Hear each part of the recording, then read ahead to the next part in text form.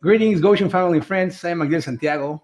Today I'm honored to have Mayor of Elkhart City, Roberson, and he comes with Patty Gorostieta, Yeah. the community outreach. Mhm. Welcome to our set, Mayor. Thank you so much. Oh, thank you for having me. I really appreciate being here.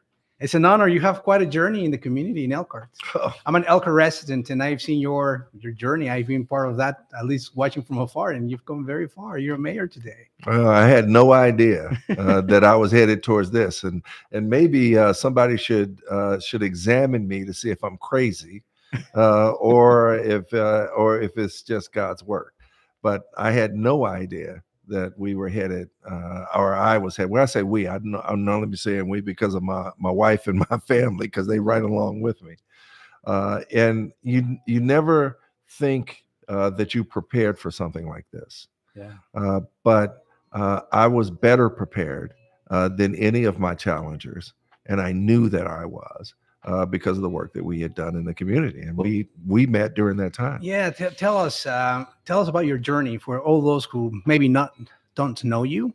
Tell us about where you're coming from. Wow. Okay, now I got a testimony. Now you probably should be in church saying this, so that everybody can understand where I'm coming from. But I came back to Elkhart. I grew up here and graduated in 1977, and I left to go to Northwestern University in Evanston. I see Chicago on behind me. I guess you got a love for Chicago. I love that city too. So I went to Northwestern University and got an economics degree. And I played basketball along the way. I was on scholarship, so I had an opportunity to go overseas and play professionally. Wow. A little bit, and I came back after a couple of years one in Sweden and one in the Philippines, and I began my professional career.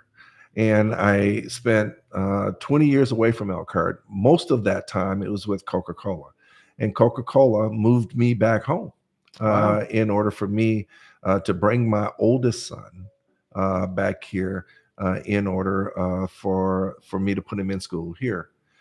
We thought that we could put more nurturing around him here.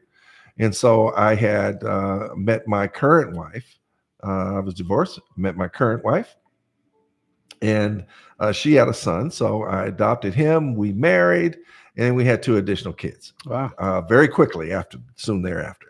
And so Tyler and Taryn, hey, just want to let you know, if you can't speak Spanish, don't worry about it. Just join in. You can hear me, and it'll be translated to you. And so we began almost restarted a life back here in Elkhart, which was very interesting after graduating in 18 years or 20 years prior. And so I had a wonderful time reacquainting myself to Elkhart. And I ran for city council back in 2000, and I won the at-large race. Okay. And the at-large race at the time, there had been no African-American that had ever won at-large in the city of Elkhart. And I was the first to win at-large. And I actually did 4 terms there as an at-large member. While I was, and obviously, and that started in 2000, so we went right through the recession. And if you remember the recession. I do. It was a tough recession on all of us. Difficult to forget. Gosh, it was difficult on everyone. Difficult on me. At one point, I had left Coca-Cola and I worked with Coachman Enterprises. I sold RVs, and we were doing a bang-up job. It was wonderful. About 3 years until we ran into the recession. Yeah, and so it hit me hard, just like it hit everyone else. But one of the things that I was able to do was think about how tough it was for the rest of the community to get their kids prepared to go back to school. Yeah. So in 2008, 2009, we began to work on a project with a couple of friends in order to try to get families prepared to go back to school. And we had an organization that sprung out of that called Back to School Elkhart, and that changed my life. And quite frankly, it just happened right after I had spent 14 days in Elkhart General Hospital, and I almost died of pneumonia. Wow. And you don't spend that much time in the hospital unless something's Yeah. gravely wrong. And so lost about 35, 40 pounds. I probably needed to, and I gained them back since then, unfortunately. But it gave me the mindset that the things that we needed to do for others required sacrifice. Yeah. And I came out of the hospital, started back to school Elkhart, and we served over 25,000 people in the 5-6 years that we were doing that program. And if I may interject there, how important that was during that time, during the recession, Well, for people, families to have, their tools for their kids and backpacks and pencils and all that stuff. well, what we really found out was that the backpacks, pencils, the having a set of new clothes, Yeah. the self-esteem of a child going Yeah. back to school is so important. And my wife was a guidance counselor, and she still loves kids to this day. She was at Pierre Moran Middle School as a guidance counselor at the time, and those kids that came in with new tennis shoes, new pair of socks, new pair of pants, Yeah. new shirt, backpacks, got the pencils and the pads. They were ready for school, and they had a mindset and a spirit about coming back to school. Well, in the pandemic or in the recession, they didn't have that opportunity, and that was tough. Yeah. And so we didn't realize, and we thought we would be serving a couple of hundred kids over at Roosevelt Park. We ended up, when we got up that morning, there were 5,000 people out there ready to be served. And we had spread the word. It was multiple people that were involved, but Deanna Montiel and her husband Luis. Yeah, happens to be my sister. Deanna's your sister? Yes, she is. Really? Yeah. Ha, didn't know that. Tell her I said hello. She was our outreach for Back to School Elkhart because she was with Elkhart General Hospital. Yeah, she was. And it was very helpful because we needed to make sure that we reached. I wanted that event knowing that we had Latinos, African Americans, and Anglos in an area that had the same issues relative to not having the resources to go back to work or go back to school. And so I wanted to make sure the outreach went to all of that. And I was really connected to the African American churches. And Deanna was connected to the Latino community and the Hispanic churches, but she was more connected to the Hispanic community through EGH. Yeah. And so she had names of stakeholders that were in the Latino community. We knew the African American community. We involved pastors we had a pastor on the board that was from Prairie Street Mennonite. We knew the Mennonite community, and we got people engaged there. And so we really felt our outreach was across cultural lines. Well, isn't that beautiful to, have different members from the community utilize their connections to reach out. Right? It was important. Yes, it was especially important. during that time. Yes. And it's something that I've taken into my administration. And one of the things that I began my campaign with, matter of fact, after I met Patty and a few others, we began to talk about what the needs were in the Latino community. And I didn't know a lot about the Latino community. I don't speak Spanish. My wife was a counselor for many Latino kids, and she was loved by those Latino families. And she doesn't speak Spanish either. And so we knew that the need was greater than whether or not we spoke the language. Yeah. So if you're on a block where there's a Latino family and there's an African American family and there's an Anglo family, the same needs are consistent among that entire block. Yeah. If my kid is in front of your house and you happen to speak Spanish and you're Latino, I would want you to take care of my kid if they were in front of your house, just like I would take care of your kid if they were in front of my house. And so I wanted to make sure that we were speaking to and supporting everyone that lived on the blocks that were having such a struggle getting their kids prepared to go to school. So it was extremely important for Deanna to be involved. And that's where I met Delia Vasquez, and I met so many people. I met Nacho from the radio station, and he was able to do ads. Matter of fact, Deanna had me on the radio, and she was translating while I was speaking on the radio station. And Nacho was there, and he showed me around the radio station, and he told me about his story and his testimony. So I began to become involved with the Latino community in a way like I never had. Because when I was living here, there weren't many Latinos here. When I left in 1977, they're just the immigration relationship hadn't taken place. Yeah. And when I returned 20 years later, we had a community full of Latinos, just like we had all the other populations. Yeah. And I always said that that's what makes Goshen different than Elkhart. Yeah. Goshen has Anglo whites and they have Latinos. Yeah. There are not many African Americans. Right. Yeah, Elkhart that is true. Has Anglos, African Americans, and Latinos. Yeah. And so to bring Elkhart together, you're not dealing in a binary way. Yeah.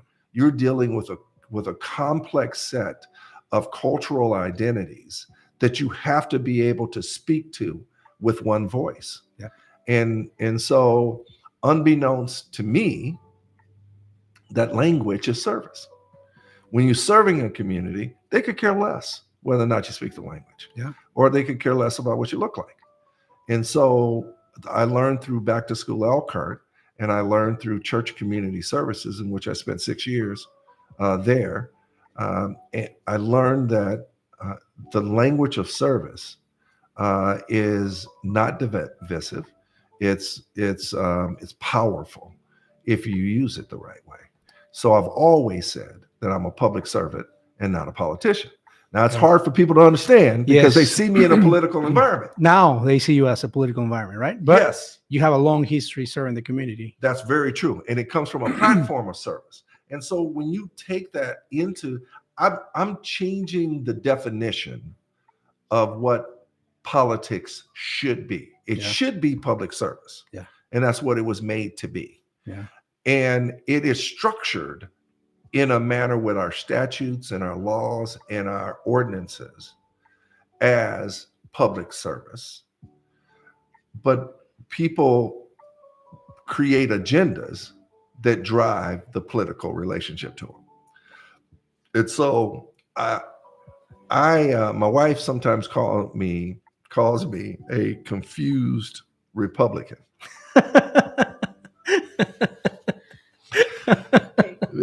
because some of the characteristics that has been associated with the Republican Party, I have strong beliefs in. Yeah. Things are not black and white, right? It's not when you're talking about humans. Right.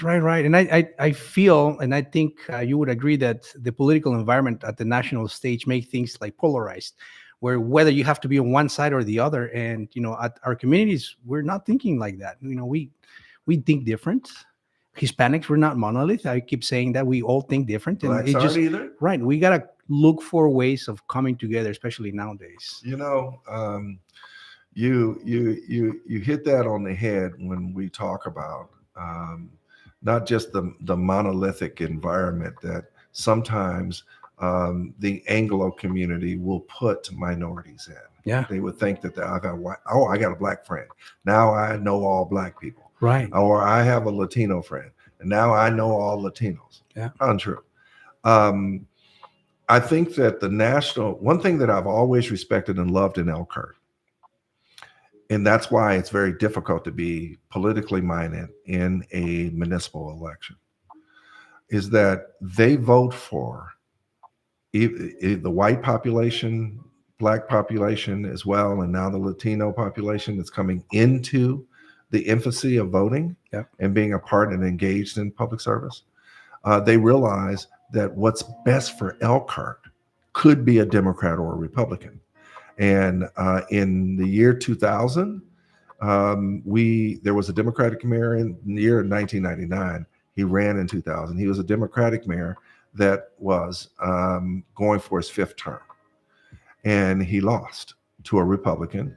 and the Republican stayed in office for 2 terms, and then a Democrat followed him for 2 terms, and then a Republican followed him for a term, and now I'm there for a term, and I will have a second term because I've been running unopposed. But as you can see, it changes: Democrat, Republican, Democrat, Republican, Democrat. Yeah. That's what Elkhart has done for many years. Goshen, on the other hand, Yeah. I don't think I can remember when a I think Republican it's was been like 30 years. It's been 30 years Yes. since a Republican has been a mayor. Yeah. Same thing in Mishawaka. In Wow. Mishawaka, it has been a Republican mayor for, I don't know, 3, 4, 5 terms. Wow. In South Bend, there's been a Democratic mayor for as long as the mayors in Goshen. Wow. In Warsaw, which is just south of us, there's never been, I don't think there's ever been a Democratic mayor in Wow. Warsaw. It's always been Republican. Elkhart has been the kind of city that has changed mayors because they feel, I think the voting public feels as though if you are better for Elkhart, then we'll make sure that you are there, which is why I believe that I don't have a challenger. And this has been the first time ever that there hasn't been a challenger for the mayor's seat. And so Elkhart is a discerning, smart electorate. Even though on the national level, they begin to choose sides. Yeah. But on a local level, how do we pave streets? How do we answer your concerns? How do we make sure that the toilets flush Yeah. and the water turns on and the snow is plowed and the leaves are picked up and the garbage is collected? How do we make sure that your quality of life, the parks are looking good? They are good places for everyone to go. How safe you feel inside of your community? Yeah. All of those things are what really drive a relationship with your city government. So what is that? That's service. Yeah. It has nothing to do with whether or not I'm a Democrat or a Republican. It has something to do with service. And so I don't ever want to lose sight of that, because if it's the Latino community or the African American community or the white community, if we serve them in an equitable way, then they'll feel as though they're in it together. Yeah. And that's the best way to get Latinos engaged in what we do as a city.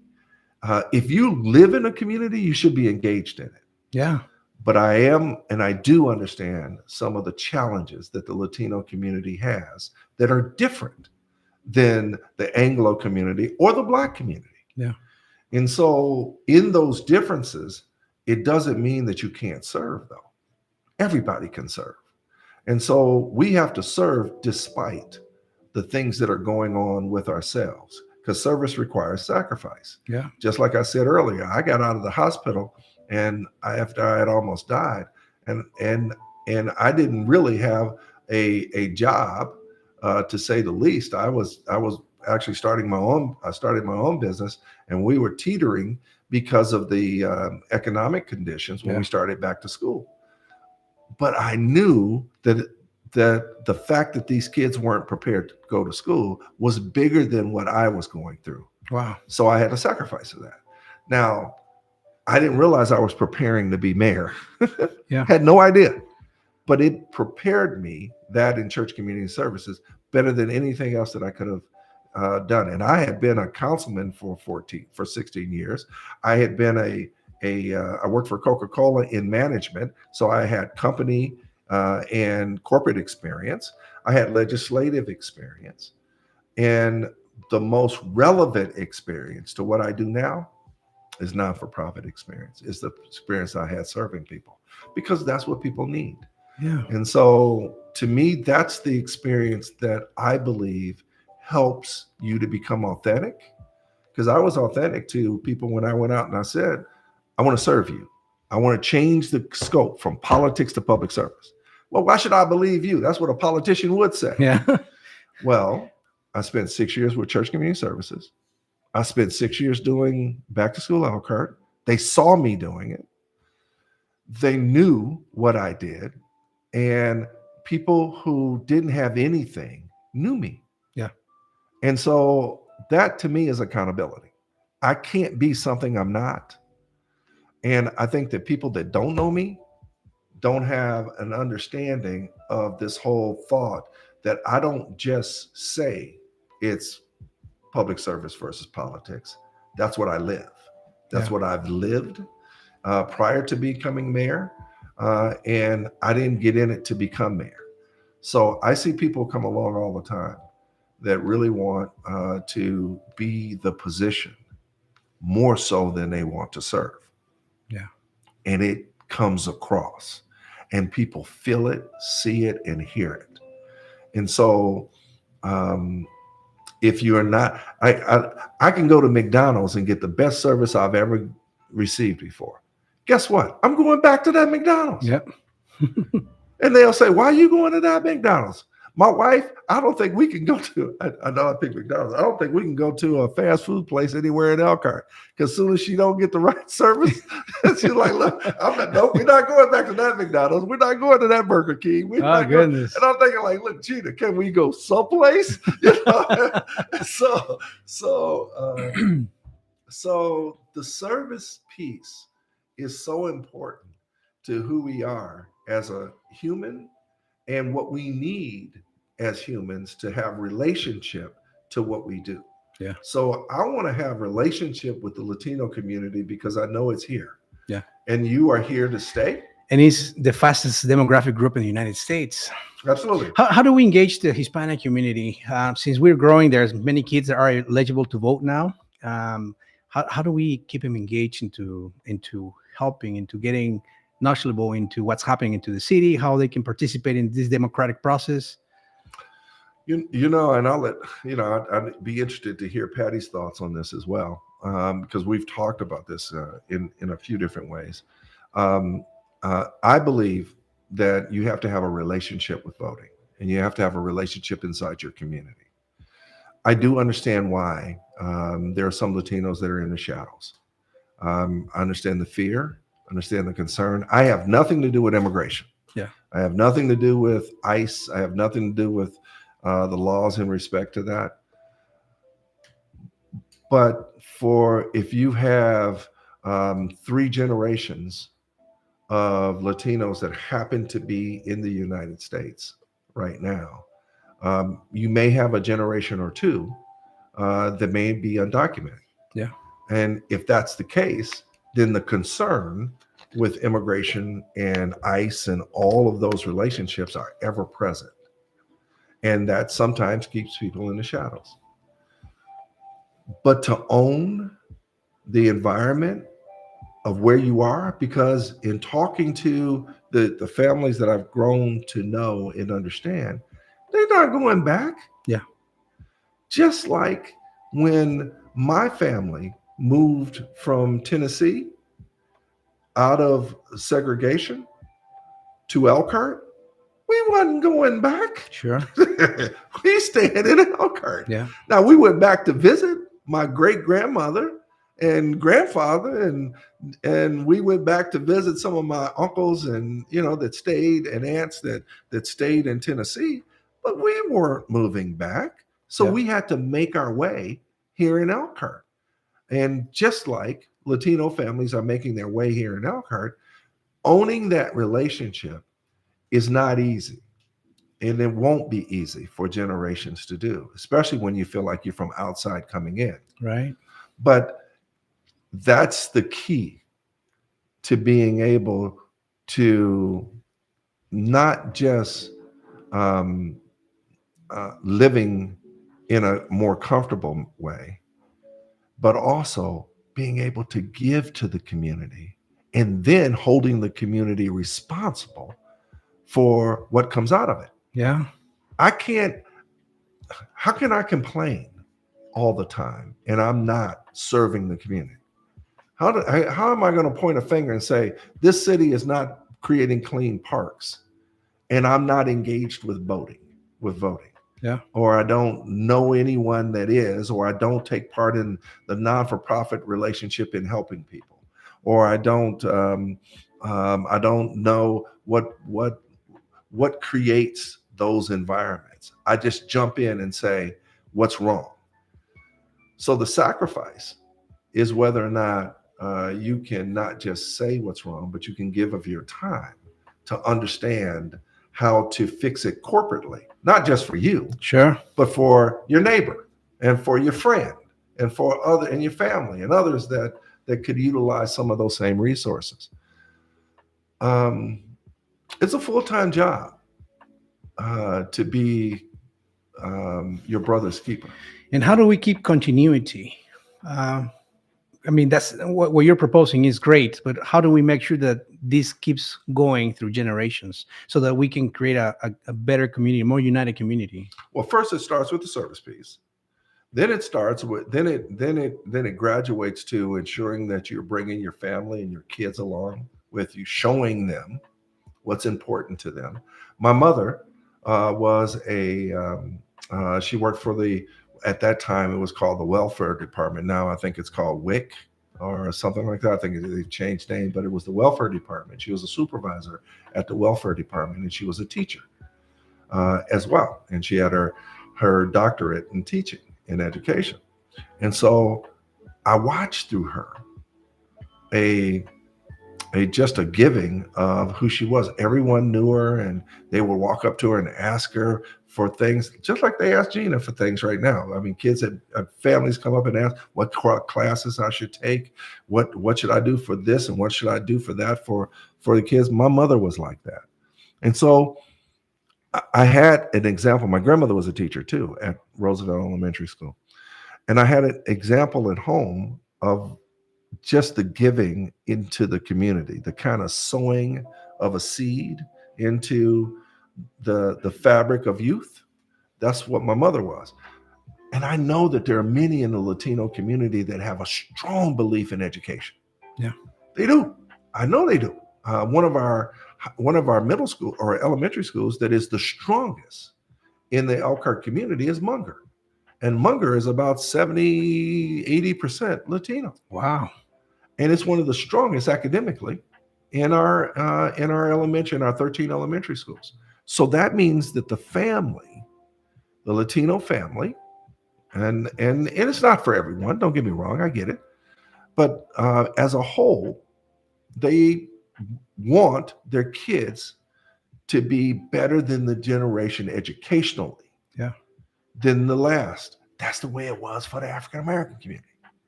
So now how do we impact that? That means that we have to have an understanding of what drives education in the local community, and you got to do it locally.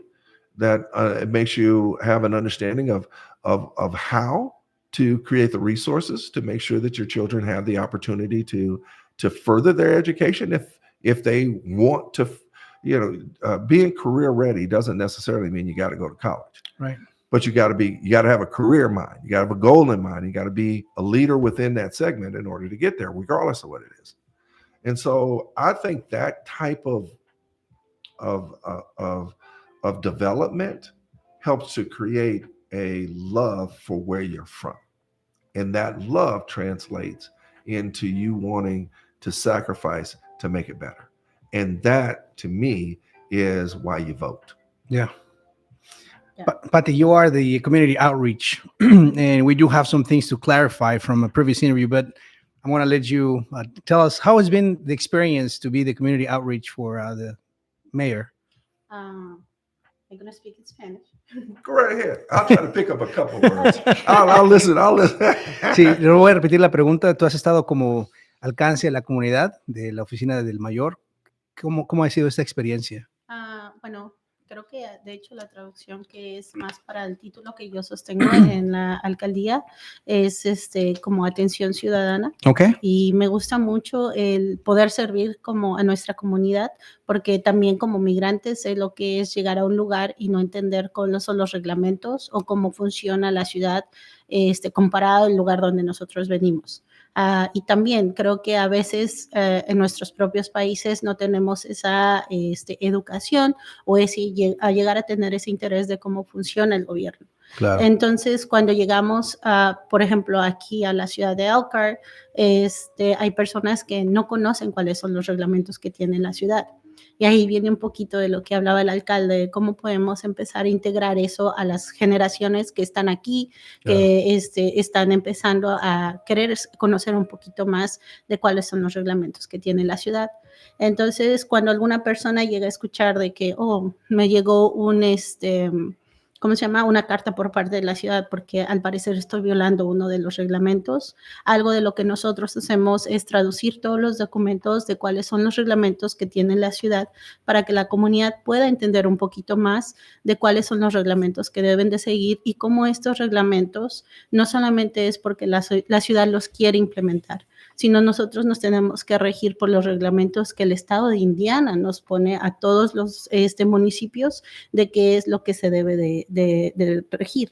Por ejemplo, suponiendo la altura del pasto o dónde deben de estar estacionados los automóviles, porque es la razón de que si alguien quiere hacer un tipo de cambio dentro de sus hogares, necesitan conectarse con la ciudad para que la ciudad les pueda dar un poquito más de orientación en qué tipo de reglamentos deben de seguir, en cuestión de que, pues, suponiendo a veces nosotros sabemos que en México podemos poner un cuartito más o poner una barda o un muro alrededor de nuestros hogares con toda esa libertad, pero aquí tenemos que tener un poquito más de conciencia que la mayoría de los servicios que las personas llegan a tener son subterráneos. Entonces, para no poder dañar algo que en el futuro les vaya a salir más costoso, es con lo cual tenemos esa parte como de educación. Mi oficina siempre está abierta para la comunidad cuando quieren saber algo o quieren saber cómo ciertas cosas funcionan o quiénes son las personas que están encargadas de ciertos servicios. Okay. Al igual que yo, existen otras personas en la alcaldía que hablan español y tratamos siempre de dar ese servicio a nuestra cultura y también entendiendo de que, pues, como todo, lo decías en principio, llegamos aquí sin conocer realmente cuáles son los reglamentos. Y eso es como un poquito de empezar a integrarse en cómo funciona la ciudad. Entonces, así podemos empezar a entender un poquito más cuáles son los reglamentos, quién los pone y de ahí cómo vienen y cómo funciona también, suponiendo los concejales que están en nuestra alcaldía, cuáles son las posiciones que ellos tienen. Hay algunas personas que, suponiendo, he visto últimamente que para todo se quieren dirigir al alcalde, de que si hay como baches que hay en sus calles o no sé, falta de alumbrado o cualquier tipo de cosas, la gente normalmente piensa que el alcalde es el que responde a todo, sí. ¿no? Pobre alcalde. Entonces, sí está encargado en muchos. She's talking that a lot of people try to go through you for every single thing that they have any complaint or any. Oh yeah. I'm telling you, I can't go out to eat. I can't go to the store. I can't go because they all come up to me and they think the mayor can do everything. Right. But we can't. Pero para eso también están los concejales, que son los que trabajan en la ciudad. Cada uno de los concejales, suponiendo la ciudad de Elkhart, tenemos 6 diferentes distritos. Cada distrito tiene un concejal que se encarga de responder o dar la cara por cada una de las personas que están viviendo en esas áreas. Cuando la gente se empieza a involucrar un poquito más, empiezan a conocer quiénes son sus representantes por cada distrito. Y esto les ayuda de que, suponiendo, si quieren mejorar en algún lugar sus calles o ellos sienten de que hace falta más alumbrado o que el agua potable no está muy bien o cualquiera una de las necesidades que ellos estén viendo dentro de sus áreas, pueden empezar a conectarse más con estos concejales y ellos son los que cuando están en sus reuniones pueden hablar un poquito más al respecto o ellos mismos los pueden representar con alguno de los departamentos de la ciudad para ver cómo pueden hacer esas mejorías. Algo que también, suponiendo la ciudad ahorita está tratando de a crear más con la comunidad es lo que se le llama la asociación de vecinos. Estas asociaciones de vecinos creo que son muy importantes porque ayuda mucho a que la comunidad pueda trabajar más en lo que esté pasando dentro de sus calles, puede ser solamente una cuadra o más, y en lo cual nos ayuda también a nosotros como ciudad poderlos apoyar en ver qué son las necesidades que está pasando ahí. Yo siempre pongo el ejemplo de mi abuelito que decía de que un padre que tiene 10 hijos es imposible estar al pendiente de todos y cada uno de ellos, pero a veces el hijo más grande te ayuda a cuidar al más pequeño o el hijo mediano te está ayudando. Entonces, cuando entre todos nosotros tratamos de trabajar juntos para poder llegar a la misma meta, que es mejorar nuestros lugares donde vivimos, Claro. Eso es algo que ayuda mucho a que se creen mejores cosas para nuestra comunidad.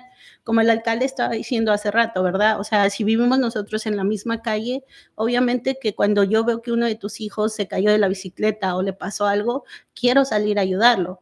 Y ¿cómo se llama? Y al igual de que si a alguna de mis hijas le llegara a pasar algo, no sé, afuera de tu casa, de que si tú lo puedes, o sea, también, como Claro. llamarme o decirme, oye, ¿sabes qué? Mira, esto está pasando o lo que sea, pero es una forma de cuidarnos unos a otros. Claro. Y eso incrementa más la seguridad, como también el vernos como una comunidad Eso, unida. comunidad, ¿no?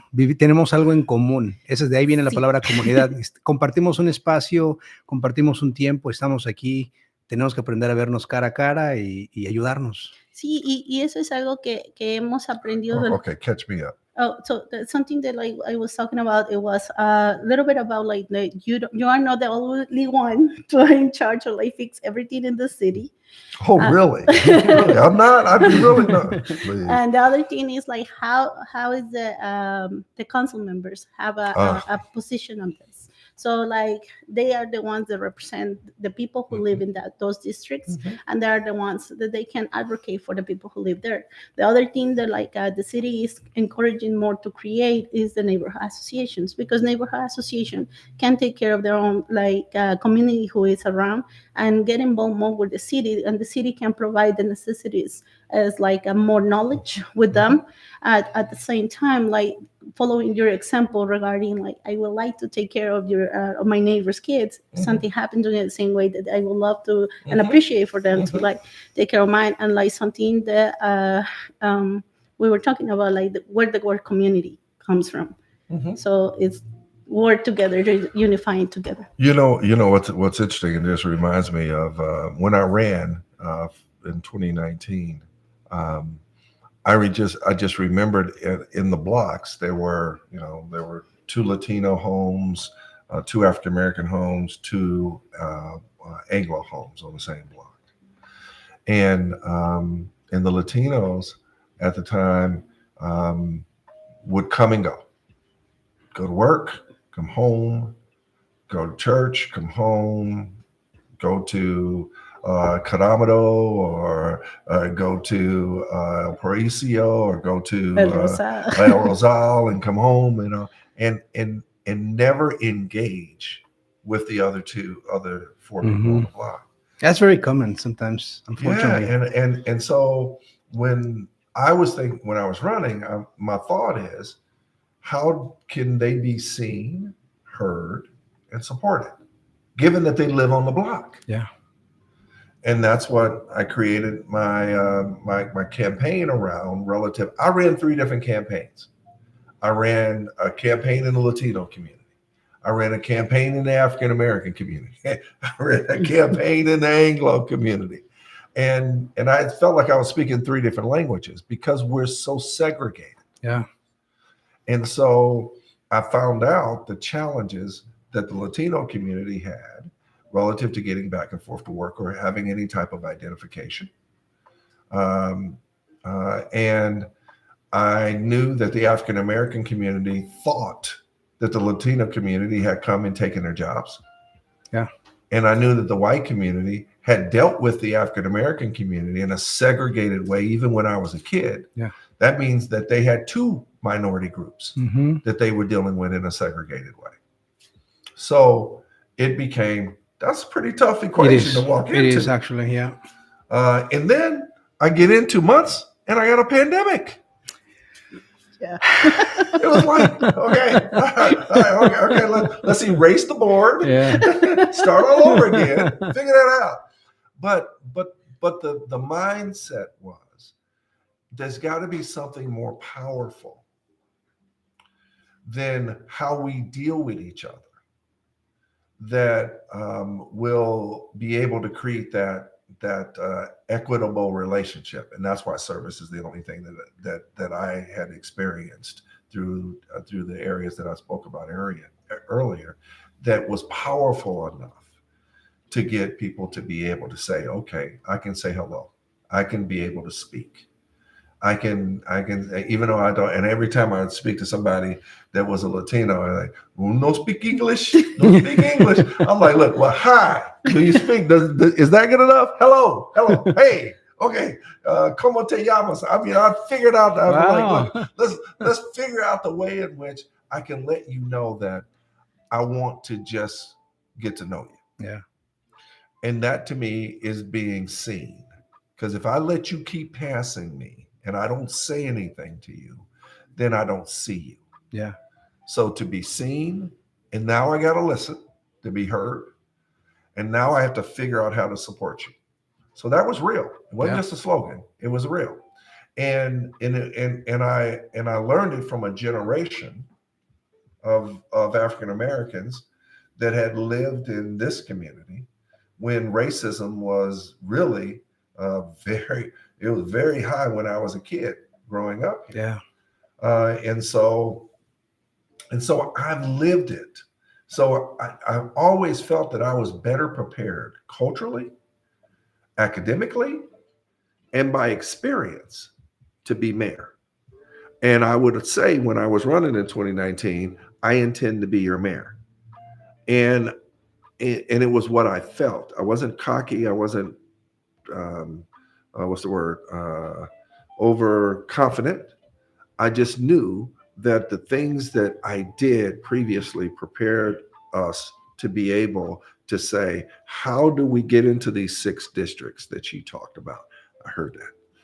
How do we get into the 6 districts, and how do we create community in those 6 districts through neighborhood associations, through parks, through living in the areas and being able to talk to one another, translate it from English to Spanish so that I can let you know that I know you're proud of your language and I need to learn your language. But I want you to learn mine too. Sure. So let's figure it out together. Yeah. And so that's part of what Elkhart has to be. Elkhart is the number 2 manufacturing city in the country. Wow. In the country, because of RVs and the power of RVs. Yeah. Elkhart is also number 1 or 2, based on what quarter they take the measurement, of the emerging housing market as rated by the Wall Street Journal in the country. Wow. One of the indicators that's used in order to establish that rating system is foreign-born residents. So what the Wall Street Journal is saying is that one of the indices that drives economic development and your housing market is foreign-born residents. So what you drive, Latinos drive inside of the city of Elkhart, is economic prosperity. Yeah. So what we need to do, those of us who lived here all our lives or had generations here, whether you white or black, or quite frankly, we're working on the 3rd generation of Latinos that are living in Elkhart now. Yeah. We have to understand that it's not the other. You're not the other. You are part of what drives the best part of Elkhart. So now how do we use the talents and skills of the Latino community, African American community, Anglo? I've hired more African Americans and Latinos in my administration than ever before historically. I didn't hire them because they were black and Latino. I hired them because they were talented, they could do the job, and they happen to be black and Latino. Well, that's good. So that means that they can grow into caterpillars to butterflies and literally be able to live whatever it is they want to do with themselves. And that means they offer the best part of themselves to the job. And so Elkhart becomes better because of it. Our RV industry is better because of Latinos. And there's some Amish generations that have worked in the RV industry. There's some African-American generations that have worked in the RV industry. We are a better community if we learn and embrace our differences than we are if we don't. So there is no space to be a Republican or Democrat. There isn't. And that's how people have voted over generations in Elkhart, that it doesn't matter what you are as long as you can be what is best for Elkhart. Yeah. And that's why this is something that has been proven over and over again. So for anybody, I don't care who it is, that comes on your show or you read in the social media or you read in the paper that it's better being Republican than it is being Democrat, or it's better being Democrat than it is being Republican, then you probably are voting for the wrong person. You need to make sure that you understand what their qualifications are, what they intend to do as it relates to service to the community. And Patty can articulate some of the things in Spanish that we've done with respect to the Latino community since I've been in office. So I haven't just been saying that for your vote. I've been saying we've been translating as much as we can into Spanish. We've been hiring Latinos as much as we possibly can. Not hiring Latinos, hiring people that can do the job that happens to be Latinos. Like I like to say, I'm the first African American that has ever been mayor in the city of Elkhart. Wow. But I didn't run for that. Yeah. I just happened to be the best qualified person that fits the position that happens to be Black. Yeah.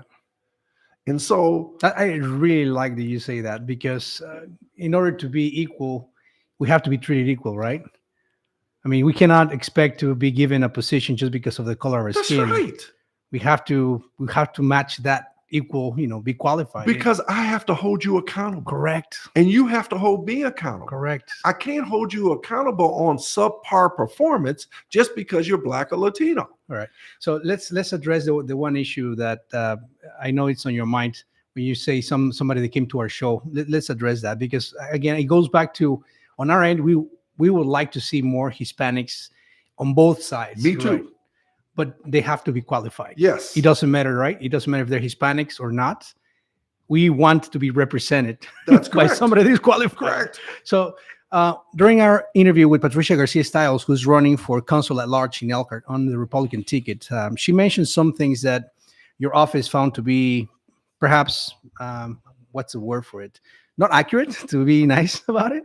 Would you walk us through those things, and maybe if you want to do it in English or Spanish, and give us the clarification of, the official clarification on your office? Well, I think that regarding the way that the system works in here, and I'm gonna start for example, regarding the budget, and I'm gonna do it in Spanish if it's okay. No, it isn't okay. Do it in English. No, okay, it's okay. You can do it in Spanish. Well, the show was in Spanish, so I think that for those Spanish speaking, Sí. Yeah, No. that's a very good point. yes, Y, creo que para mí But I'd nomás- like to do it in English as well. sure. Go You ahead. want to start? And you want me to start? Yes. Okay. So the way budgets work, talking points make you think that the mayor can raise your taxes. We can't. That's not what we do. We our budget is primarily made up of resources or revenue that we receive from the state. And we receive the revenue from the state from your property taxes. And your property taxes are really assessed on your homes and businesses by the county. All land in the city is owned by the county, which is why you pay property taxes to the county. So you pay your property taxes to the county. The county sends them to the state. The state takes off whatever it is they need in order to function, and they send a portion of that back to the cities and to the libraries and to the school systems. And then they say, this is what you have in revenue to work with. Then we craft a budget from what they give us. So there's no way that I can raise that. What we do is we establish the rate in which we take that revenue and use it in the city. And so for people who don't understand the concept, they think that when we hire a person, or when we build a building, or when we invest in the parks, or when we put asphalt on the roads, that we are raising your taxes. It's furthest from the concept of how government, especially local government, is funded. But if you are on the other side and you want to, and people don't understand it, they think, well, the mayor is getting ready to put a new playground at Roosevelt Park. Oh, he's raising your taxes in order to put the new playground at Roosevelt Park. That's not true. I'm not raising your taxes. I'm budgeting what comes from the state for the city, and we're utilizing it and investing in what we believe is the appropriate resource in order for our community to live better. And that has to go to council and be approved. Whatever, I can't approve it. I have to recommend it and propose it to the council, and the council then lets us know whether or not it's something that we can do. You want to say that in Spanish? Yeah, and I want to add like how the process is. So, bueno, lo que estaba más informando el alcalde es de que el alcalde efectivamente no tiene ninguna autoridad para poder incrementar lo que son los impuestos, y creo que la mayoría de las personas que tienen son dueños de sus propios hogares, saben de que 2 veces al año tienen que pagar lo que son los impuestos por la propiedad. Estos impuestos los hace en sí el condado, no lo hace la ciudad. El alcalde no tiene ningún poder sobre el condado, solo la ciudad de Elkhart es el único lugar donde él tiene este poder. Y cuando lo que hacen lo de los impuestos es de que ellos lo incrementan a veces las propiedades, porque ellos cada cierta cantidad de años ellos van y inspeccionan las áreas, los hogares, le dan un valor, ¿no? Y le ponen un valor. Por ejemplo, una de las personas que conozco me está diciendo de que él compró su hogar en $75,000. Ahora que hicieron esta nueva censo, vieron de que ahora su hogar vale $130,000. Wow. Entonces, eso hace de que incrementen sus impuestos a la hora de pagarlos. Por una parte, les conviene a las personas que están buscando cómo vender sus hogares, porque ahora hicieron su inversión de $70,000 a $130,000, y eso es bueno para ellos. Pero en ese aspecto, el condado se queda con una cantidad y le regresan a la ciudad de Elkhart solamente un porcentaje. De este porcentaje es con lo que la ciudad tiene que ver cómo lo va a gastar en los diferentes departamentos que la ciudad tiene.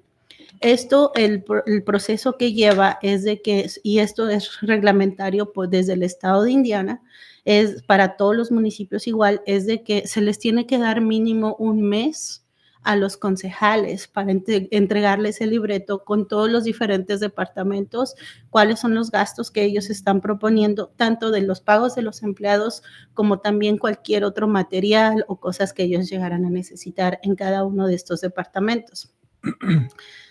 Entonces se hacen 3 diferentes reuniones.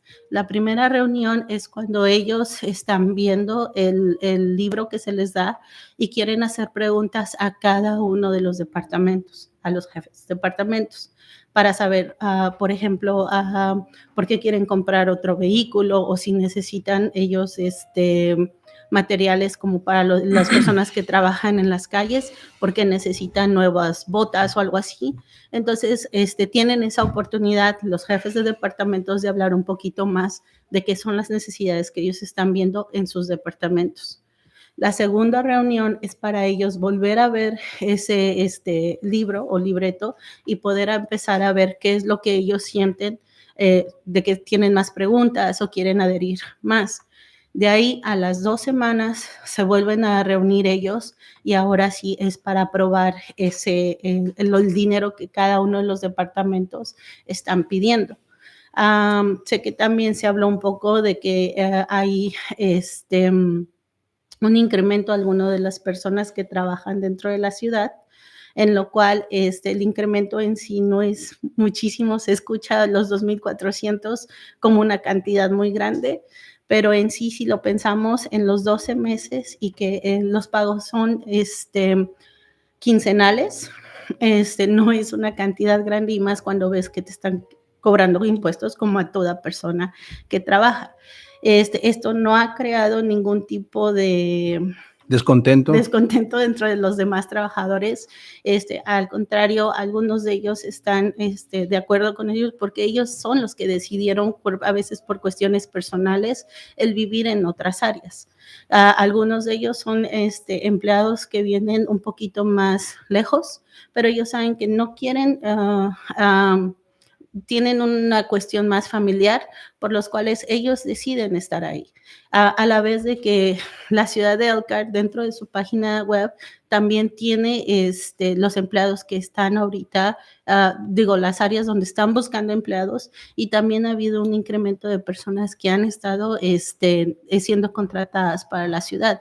La idea con esto es de crear, de que la gente que está empezando a trabajar con la ciudad de Elkhart decida ahora mejor vivir en la ciudad de Elkhart, en lo cual eso ayudaría de poderlos tener más cerca y de que no haya ningún problema, y entendiendo de que tenemos aquí en Indiana un clima muy diverso y a la vez un poco extremo. Entonces así no hay ninguna adversidad para que ellos puedan estar en las posiciones que necesitamos estar. Okay.